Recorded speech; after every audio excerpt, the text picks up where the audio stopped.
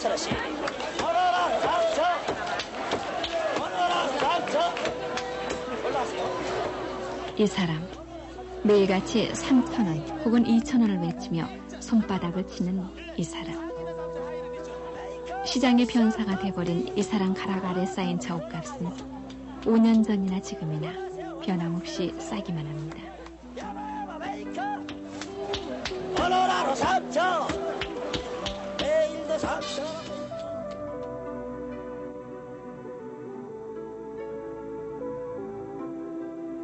이 옷들, 가죽이나 헝겊을 덧대 맵시를 낸 이 옷들, 삐져나온 팔꿈치를 가리려고 천조각을 이리저리 꿰매던 그때 그 사연을 아는지, 그저 맵시 더하자며 천조각이 덧댄 채 걸려있는 이 옷들.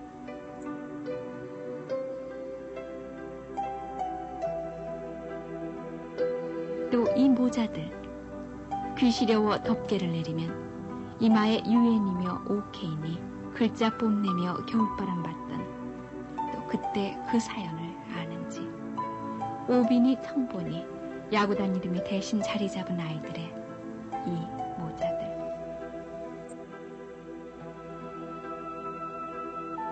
이른바 구제품 옷에 몸을 맞춰야만 했던 옛날, 그 서름을 떨치고 저처럼 남의 나라 사람 몸에 옷을 수없이 맞춰대는 지금, 세계 어느 나라 백화점을 가도 메이드 인 코리아의 옷가지들이 지천으로 널려있는 오늘.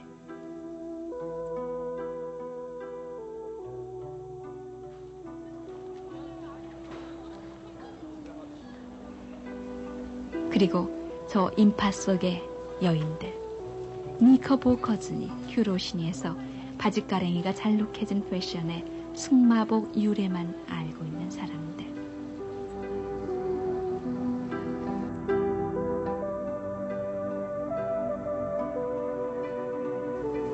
몸빼. 30여 년 전 주위에 떨며 우리 어머니들이 누더기로 기워 입던 몸빼의 그 사연을 알고 있을까? 그때를 아십니까?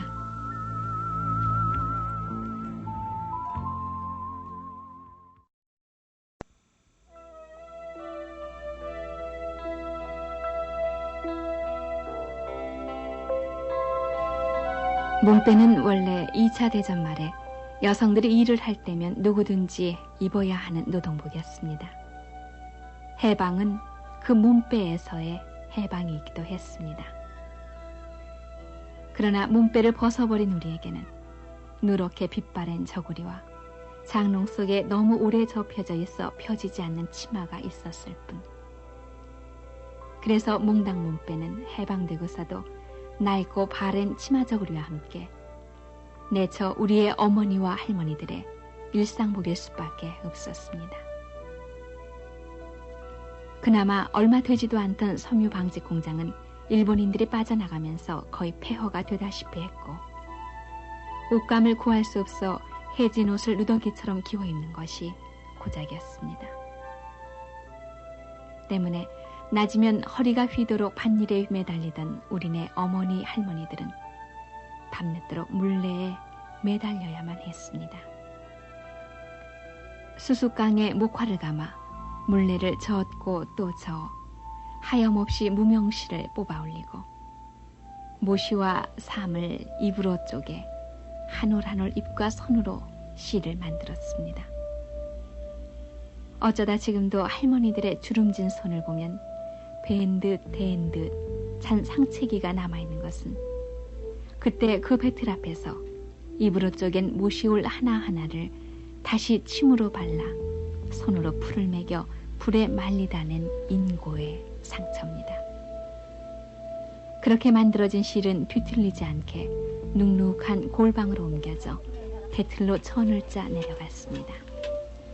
지금 사람들이라면 배틀에 몸을 메고 한 손으로 북을 치며 또 한 손으로는 바디를 치며 한 오락이 한 올에 배를 짜라면 답답해서 엄두도 못 낼 일이지만, 비록 당신의 몸빼는 해지고 터졌어도 식구들을 위해 배짜는 할머니 어머니들의 노랫소리는 한의 소리만은 아니었습니다.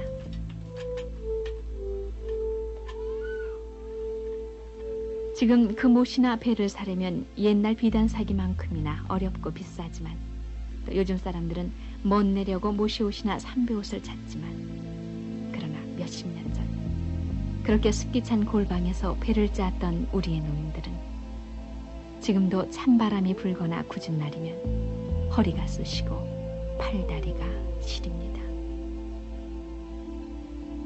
참 허리가 아프나 팔이 아프나 죽고 나서 하나 해놓은 건 줄 알고 그래 짰지요 뭐. 그래서 참 배 한 필이면 잘 짜면 그저 좀 더 흥둥흥둥 좀 한 나달 되고 그러자면 한 사흘이면 이렇게 한 필씩 짜내면 시어머님이 참 재보시면 많이 짰다고 배빠들 잘했다 이랬지만 그거 좋아서 그걸 모르고 살았는데 시방은 이제 늙으니까 그거 참 병은 빈이요. 팔도 아프고 다리도 아프고 부태 닿던 날에 허리도 아프고 그렇지만 시방신 여성들은 아주 편하고 편해도 더 죽는다고 야단들 해지 그런 걸 해요.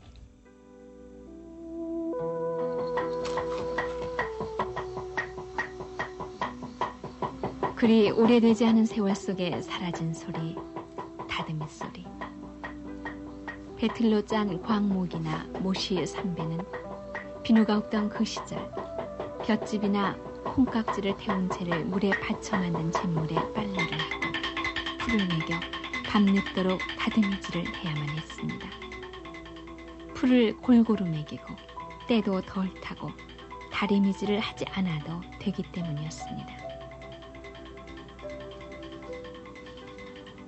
밤하늘에 쏟아지는 별을 볼 틈도 없이 고부간에 또는 동서간에 두드리는 다듬이 소리는 어김없는 운을 만들며 함께 강해졌다간 약해지고 빨라졌다간 함께 느려지면서 한도 되고 눈물도 되기도 했습니다.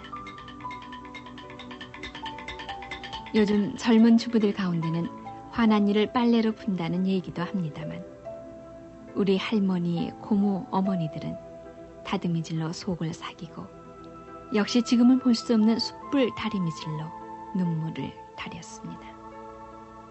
한쪽 옷감 끝을 엄지와 둘째 발가락으로 끼워 잡고 시어머니와 며느리가 행여 불티가 튈까 조심스레하는 다리미질 속엔 그러나 가난한 세월을 살아가는 따스한 정이 밀리고 당겨지고 있었습니다.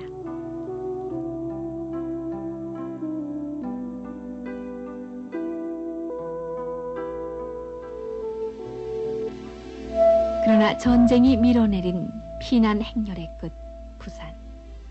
지고 이고 끄는 피난 보따리는 곧 전쟁이 끝나면 다시 돌아갈 것 같은 생각에서 그나마 옷 몇 가지밖에 챙겨 넣지도 못했습니다.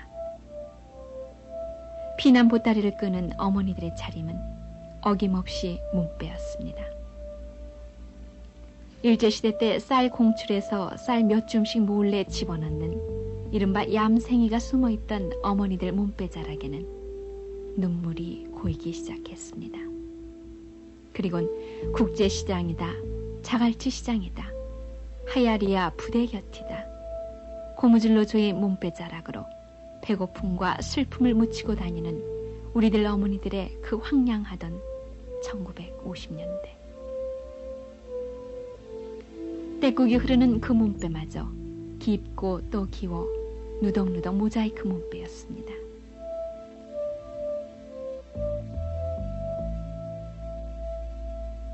전쟁은 끝났지만 고향으로는 쉽게 돌아갈 수가 없었습니다.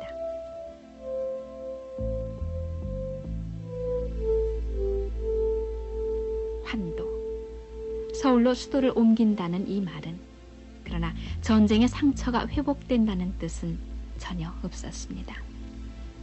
다시 여름이 왔고 옷 하나로 형 아우가 겨울나기를 했지만 여름은 아우의 아랫도리가 필요 없게끔 했습니다. 옷을 입는 아이들보다 알몸의 아이들을 더 많이 볼 수 있었던 그때 가난은 부끄러움마저 앗아갔습니다. 애들 그전에는 애들 길라면은 세상에 무슨 이면은 흥겁주가리로 킨 줄 알고 남자 입던 살이마저 거시기 중의적삼 떨어진 거 얼거리 그 걸레 쪼가리 이런 조각도 없었습니다. 그 마들가리 그 치어있고 우저 입고 꺼먹은 거 껍데기 우저 흰 껍데기 이런 거 대서 지어서 입었어. 그러면 이제 그런 거 서는 것은 발라놓고 마들가지로 어린애 걸레를 한 거야. 이러면 똥을 그때는 개도 많이 핥혀줬지. 개가 핥아먹게 한다고. 네가 어떻게 생긴지를 보고 이렇게 업으면 말이야. 이렇게 그저 안아서 이렇게 업고 이렇게 세상을 낸 거. 한 짝선이 어린애 없고 방아도 찍고 한 짝선 이님이 이제 묵으면 또 이 짝선이 붙잡고 이렇게 찍고 이렇게 세상을 남겼습니다.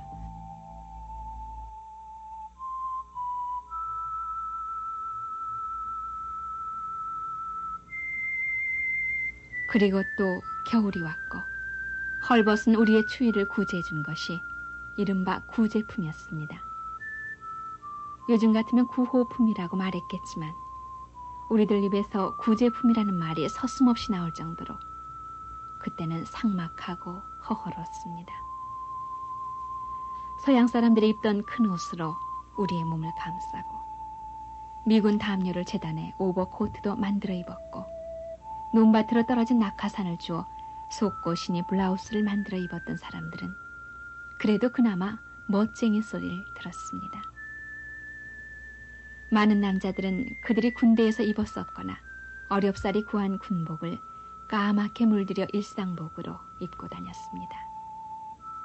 큰 드럼통에 검정 물감을 넣어 끓이면서 군복을 넣어 막대기로 저었던 그때. 그러나 연명에만 급급했던 그 당시 충청남도 공주군의 후미진 한 마을에서 직조 산업이 싹을 트기 시작합니다.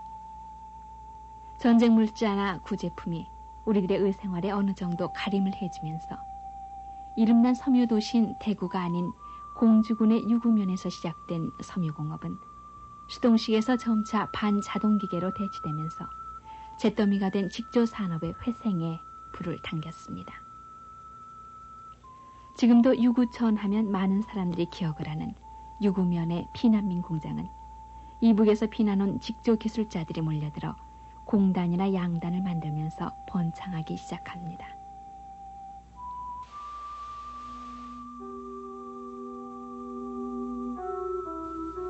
전쟁의 흔적이 어느 정도 아물어갈 무렵인 1957년 지금의 롯데호텔 자리인 반도호텔에서 열렸었던 패션쇼의 모습입니다. 전문 모델이 없어 당시 인기 배우였던 최은희, 노경자가 출연한 이 패션쇼는 한과 가난의 대명사를 불리웠던 몸빼로부터 우리 여성 복식이 안간힘을 써 탈출한 계기가 됐습니다. 물론 삶지도 않고 다듬이질이 필요 없는 나일론이라는 천의 출현, 바로 그것이 우리 의생활에 일대 혁신을 가져온 탓도 있지만 무엇을 먹어야 할까에만 시달려온 우리 생활에서 비로소 우리의 외형적인 삶이 두드러지기 시작했기 때문입니다. 물론 지금도 농어촌에서는 주부들이 그 간편한 맛에 개량된 몸빼를 많이 입고 있습니다만 일제 수탈기, 해방 격동기, 그리고 전쟁, 환도, 우리 어머니들이 비로소 자신들의 차림새에 눈을 뜨기까지는 반세기 가까운 시일이 걸렸습니다.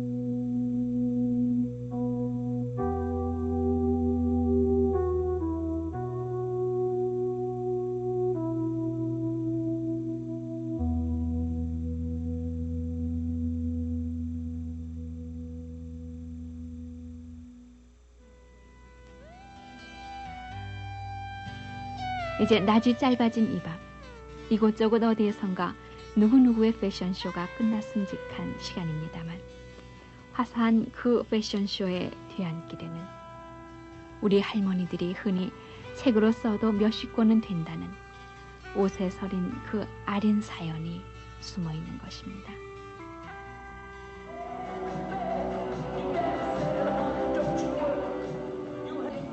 이제 패션이란 말은 우리 생활에서 큰 비중을 지니고 있습니다. 화사한 패션쇼뿐만이 아니라 작업복이나 캐주얼에서도 새로운 생활 감각을 멋내기 위한 생활 패션도 크게 자리 잡고 있습니다. 그러나 지금 젊은이들이 옷이란 남에게 자랑하기 위한 것도 되고 편리하고 멋진 개성의 표현이라고 자신있게 얘기할 수 있었던 때는 그리 오래되지 않습니다. 한 해 70억 달러가 넘는 섬유류를 수출하고 제발 한국의 섬유류 수출량을 자제해달라고 요청해올 정도로 성장한 오늘의 우리 섬유산업. 외국에 간 우리나라 사람이 사온 옷이 메이드 인 코리아였다는 우스갯소리도 이제는 70년대 옛 얘기로 돌아간 오늘. 이제 우리의 패션은 양에서 질의 시대를 맞이했습니다.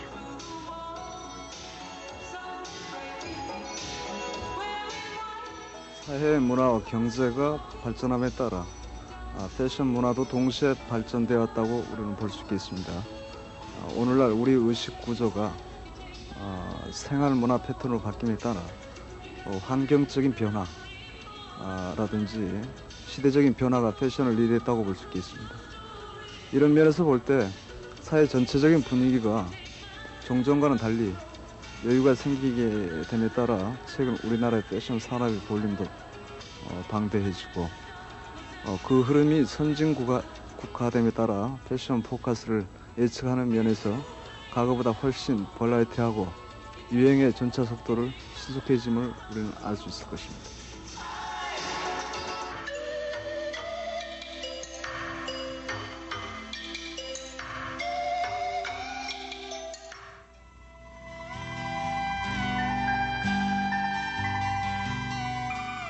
그리고 늘어나는 팔 길이에 따라 해마다 검은 교복의 끝단을 뜯어내 늘려입고 했던 오늘의 중년과 노년들은 교복을 벗어버린 밝고 티 없는 아이들의 옷차림에서 지나간 세월을 잃습니다.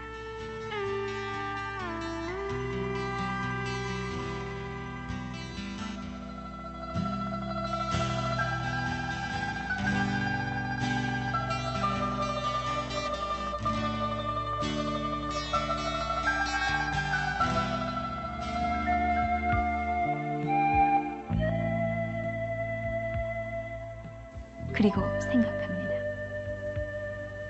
어떻게 살아온 세월인데 또 단지 추위와 몸가림을 위해 옷을 찾아다녔던 그때를 어떻게 얘기해야 할까? 이 가을밤을 혼자서 헤치고 있습니다.